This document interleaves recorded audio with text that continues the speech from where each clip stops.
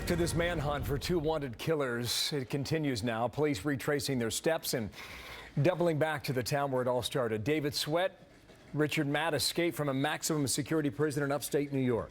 The focus now on a town about 40 miles from the prison after a possible sighting that put locals there on edge. There are some very thick spots, a lot of swamp. Of course, you got the river on one side, the railroad tracks on the other. And I don't know, they could probably lay up for a little while unless they get real hungry. I think they should get the National Guard here and really sweep it if they think they're in there. Wow. Steve Rogers, retired lieutenant detective in the Nutley, New Jersey Police Department. How are you, sir? Bill. Welcome back Pleasure. here. You've seen this story, you've been following it. What's your best guess as to where they are? Well, first of all, well planned, well executed. People on the inside and the outside were involved in this. My guess is that they're going to try to get out of the country, either get to Canada or get to Mexico. The question is, where do they go from there?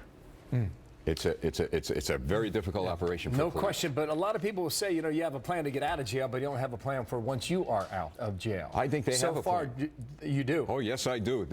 Look how well planned and executed this was. I mean, nobody heard any noise in the prison.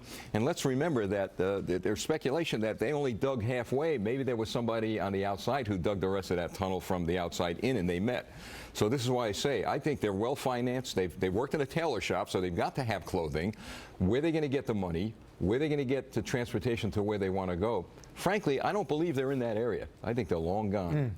What about the idea about going door to door, and checking homes and talking with people there? Well, it's a good idea, but you know what? Who's going to say, here, come on in, you know, they're in my living room. It's not going to work that way. And I also believe, Bill, that if they do get caught, if they are found, I don't think they're going to be taken alive. Okay. They've got absolutely nothing to lose. Yeah, it's a kind of all or nothing for them right All now. or nothing. Live or die. Yeah. Have you dealt with escapees in the past? Yeah, only a couple of them. I remember we had a fellow in a small cell, and he had actually managed his way to go through a light, ceiling light, and through an air conditioning vent, and he escaped. And you know, we caught him about a day or so later. But they do find ways out. But this is an interesting case because, Bill, you needed tools, you needed hammers, you needed saws. Somebody on the inside is responsible for the escape of these individuals. You believe that? Oh, absolutely, no doubt about it. You're 5 days down the road now. It does not appear that they've made a mistake yet, does it? They haven't.